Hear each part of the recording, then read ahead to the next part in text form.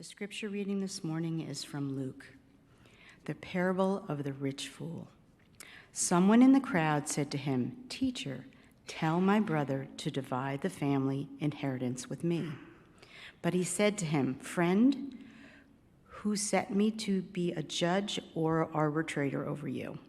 And he said to them, "Take care, be on your guard against all kinds of greed, for one's life does not consist in the abundance of possessions." Then he told them a parable. The land of a rich man produced abundantly, and he thought to himself, "What should I do, for I have no place to store my crops?" Then he said, "I will do this. I will put down my barns and build larger ones, and there I will store all my grain and goods. And I will say to my soul, 'Soul, you have ample goods laid for many years. Relax, eat, drink, be merry.' But God said to him, 'You fool, this very night your life is being demanded of you. And the things you have prepared, whose will they be?' So it is with those who store up treasures for themselves, but are not rich towards God." And this is the word of the Lord.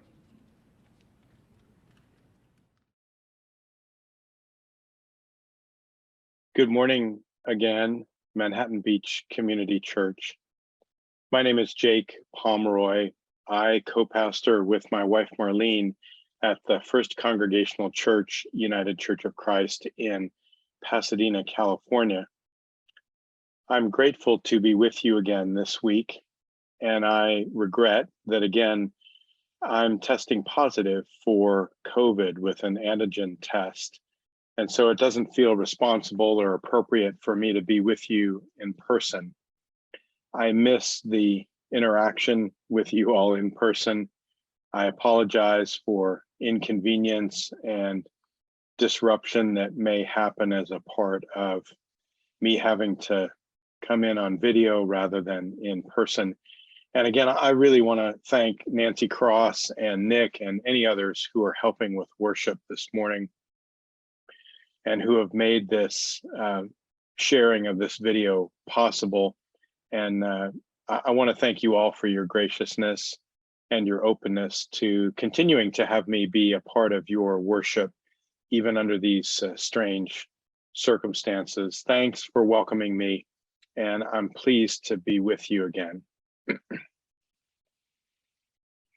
I wonder if some of you have seen what's called the Village of 100 series.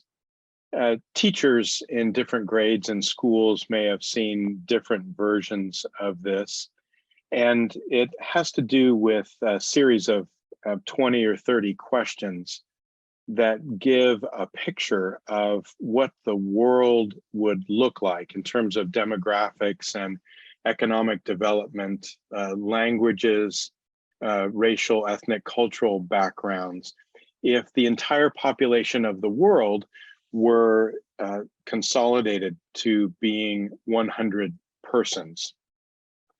So for example, surprising to me was that 59 of those persons would be Asian, and 12 would be European, 15 would be from Africa. So you begin to get a picture as you work through some of these questions and work through this Village of 100 about where you and I are located in terms of our cultural background, our income, our standard of living, and our outlook on the world. If you want to take seriously and learn a bit more about what the composition is of our larger context as human beings. Today, the text in Scripture is asking an important question, I think, for those of us who find ourselves in the well-developed, even privileged world of Southern California. And that question is, are you rich in love? Let me see if I can explain. A couple of these questions on this Village of 100 survey opened my eyes about the standard of living in different parts of the world. We all know that we live in one of the wealthiest and most developed nations in the world, but we may not know the depth of some of the struggle of persons in other parts of the world. For example, one question asks, half of the world's wealth would be in the hands of how many people if the world were 100 people? And the answer to that question is one. I was really surprised by that. How many persons would use the internet out of 100 if that were the composition of the world? 40. How many would have a cell phone? 50. That's interesting. I thought it would have been less. I thought technology was not as widely available as that. How many would have access to a toilet? Only 34, which seemed shocking to me. How many would not have safe water to drink? 11.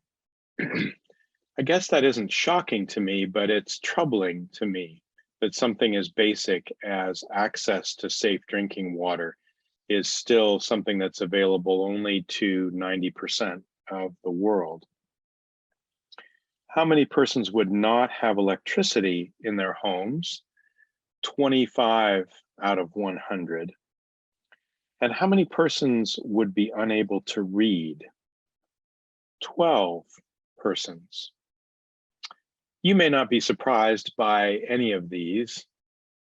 What I wanted to share with you was that sometimes it's constructive and helpful as a person of faith to begin not where our context is or our culture or even our upbringing or our family background, but to look across the entire world, to look at different countries, at different cultures, at different concerns in different parts of the globe, to begin to get a picture of why things look the way they do from our neck of the woods, and perhaps to begin to define what life and faith might look like from a different perspective if we were able to set aside those privileges, needs, concerns, ideas in our own neighborhoods and in our own places of worship. I'm not a person who thinks of others as greedy. In fact, working in the church, I've come across so many people who are kind, who are generous, who are open-hearted, and who share freely, like many of you, of your resources, of your time, of your energy. And God knows the church can be a struggle over a week or a day or a year or a lifetime. And so many people I've seen in the church be patient with other volunteers. I've seen so many persons be kind and generous. But I do think that our text today raises the question, does greed creep into our lives masquerading as necessities? In Swahili, there is a word, Ubuntu. Some of you may have learned this word, and it sort of captures nicely the difference between need and want, the difference between desire and enough.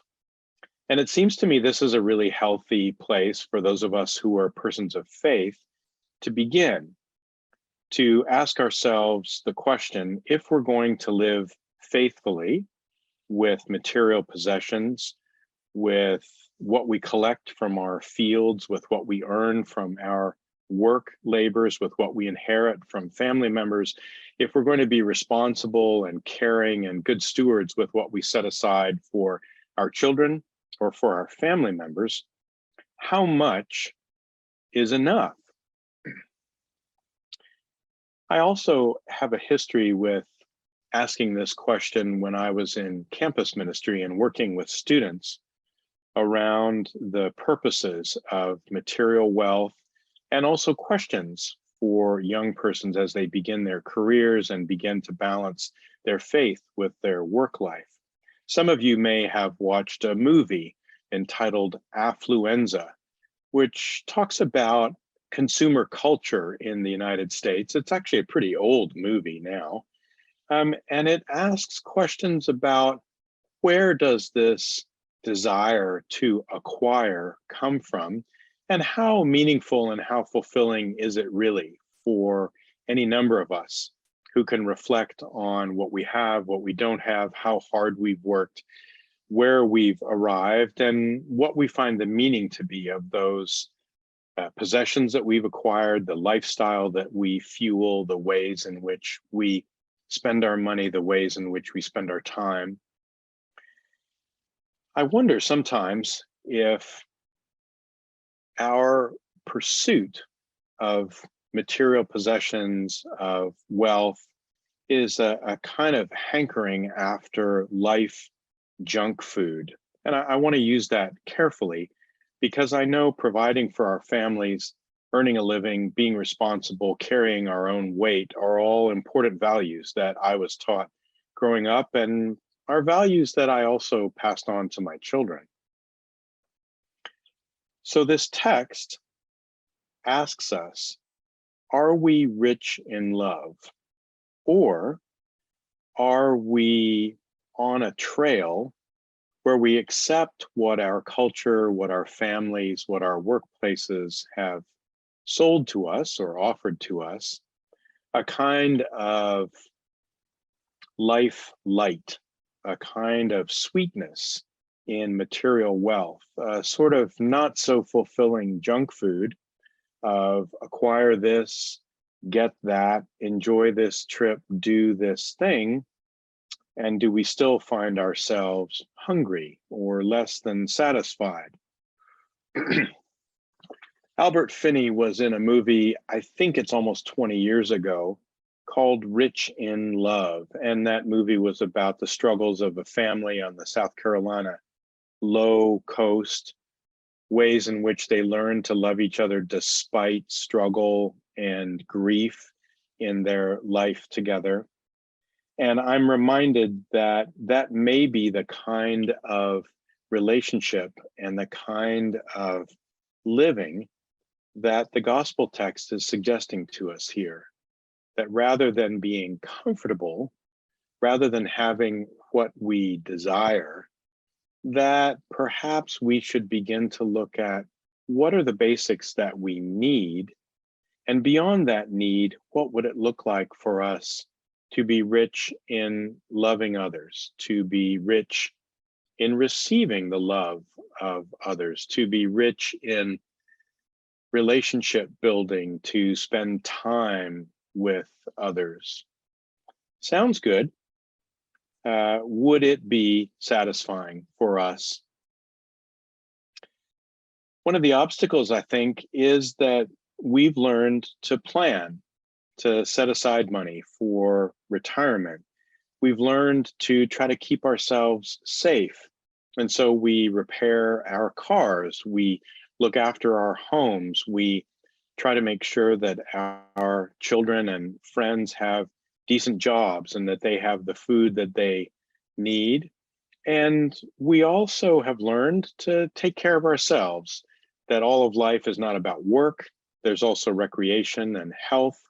There's taking a break from work. And so we deserve, we feel, and I would certainly agree, vacation, time away, a chance to pursue hobbies and recreation.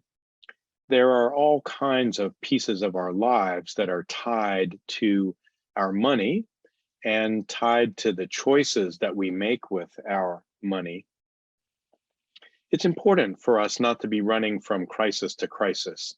In fact, it's more efficient and healthier for us to have a plan, it would seem. And any financial planners or retirement planners in the congregation, I'm sure, would second that. I do notice that in television commercials for retirement, over the course of my lifetime, we've gone from my father getting a pension from Ford Motor Company and getting some income through Social Security to what's now called wealth management, that it seems to be an important piece of retirement to never have to worry about money and to never look back. Once you stop working, it's important to feel as though everything is going to be covered. Everything will be there in excess in case there's a health problem, or in case you need to help out your kids, or some other unexpected demand comes up. For me, this begins to sound like our text, like someone who is setting aside extra, not just from the harvest of this year or last year, but building storage for future harvests, sort of setting aside a larger than necessary store so that persons can be secure and comfortable, perhaps to share with others, or perhaps simply responding to the question, you can really never have enough because you never really know what's going to happen. And certainly with COVID and with a war between Russia and Ukraine, with natural disasters and climate change continuing to put pressure on our communities and on our crisis management and offering support and care to communities that are struggling. Certainly with all those pressures in the world, it feels as though our culture and our society may be more tenuous than it's been in a long time. And so we're more afraid and we're more concerned that we won't have enough, that we don't have enough. And now, rather than later, is the time to plan, save, invest, look out. And we can always be generous at another time once we feel as though we have what we need. I think this text shares with us that compassion is what is going to keep us faithful, not closing ourselves off from others, from their struggles. I certainly would be the first one to stand up and say, given the struggles in our world, and given all of the work that the church is doing trying to care for others, I could really use a day where nobody called me or nobody had any particularly strong needs. I could really use a day like all of you could, without parents or kids calling us, without work contacting us, to be sheltered and to be away from all the demands and needs of our lives. Sounds really nurturing. And it also sounds like the rest that God offers to each of us as a part of our faith. That sounds really good. If it were to come with one of those chaise lounges by a pool, if it were to come with a cold drink, if it were to come with an extra day or two, that would be really welcome, I think, for all of us. A retreat, a vacation, a break from all of those things that press in on us in our lives. However, it seems that setting ourselves aside, closing our ears, averting our eyes from the concerns and needs of others, whether we do it intentionally or whether we kind of cover ourselves up with what we have. You know, sometimes we just prevent our sight by putting so much of our own concerns and our own needs in front of us that we're unable to see the needs and concerns of others. I certainly do that. And I wonder if that's the case with some of the rest of us, that our compassion is sort of cut off because we're really busy with what we need, what we're concerned with, or what others in our immediate circle are asking us to do. I think compassion is what keeps us faithful, and being open is what continues to keep us in relationship with God and with God's people. So maybe at the beginning, I was kind of hunting down the wrong trail. I was beginning to suggest that we ask the question, do I have all that I need? Do I have enough? Somehow, my life experience tells me that we can always say that we need more. Somehow, the answer to that question gets kind of squirrely. Our answers might be unreliable because of where we live, what we do, what we were taught by our family, and how things work around us. God knows we're criticized by some of our friends for not having the newest technology or a car that functions better, or we recently had our house painted and people gave us a hard time for our house not being painted properly for several years. They were sort of kind about it because we're their pastors, but it was a $7,000 expense. And so it was not something that was easy for us to save for. Maybe the question is not, do we have enough, or do we have all that we need? But what can we share given the needs of others? What can we offer that would make a difference to others? I continue to think about persons who go to bed without electricity, without access to running water, without access to sanitary facilities or toilets. I continue to think about persons who are unable to teach their children to read because they cannot read. We all know these hard stories and we know about different parts of the world, but I think it's important for us to keep our eyes open and to continue to ask questions about these. And of course, some of these folks are our neighbors here in Los Angeles. There might even be persons in Manhattan Beach who are struggling with some of the basics, even as beautiful and as well-funded as many of the homes and places are in Manhattan Beach. I want to close by saying that, money is a currency and relationship is also a currency.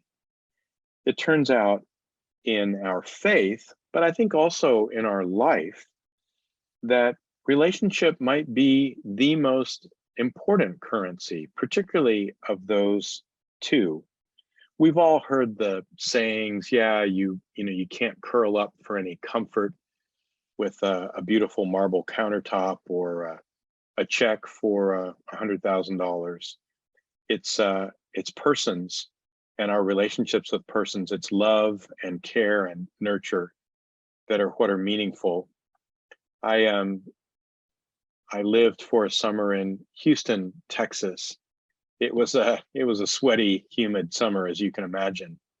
And I spoke with the woman over the fence of the lovely home where I was living, and she sat at the edge of a pool while a therapist worked with her husband, who'd had a severe stroke, and he was never able to speak again and was barely able to move. And this therapist went from one end of the pool to the other, helping to provide exercise and a certain level of function and health. And I said to this woman how sorry I was that her husband was not able to, interact with her. And she shared that they were very well to do and they had had a beautiful life and traveled all over the world. But as you can imagine, she said that she would trade all of that for another couple of years with her husband being able to talk to her about the sunrise or the sunset or their children's lives or the changes in the news or simply the taste of food, that since he had become pretty much incapacitated, she had had a dramatic sort of understanding of how little she had anymore, even given her significant wealth and her ability to provide any care that she wanted to for her husband.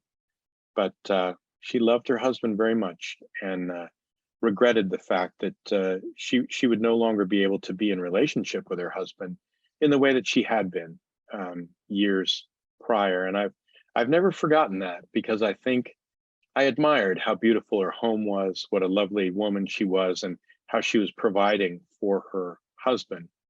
And at the same time, it made perfect sense to me that she had lost something that she could not regain.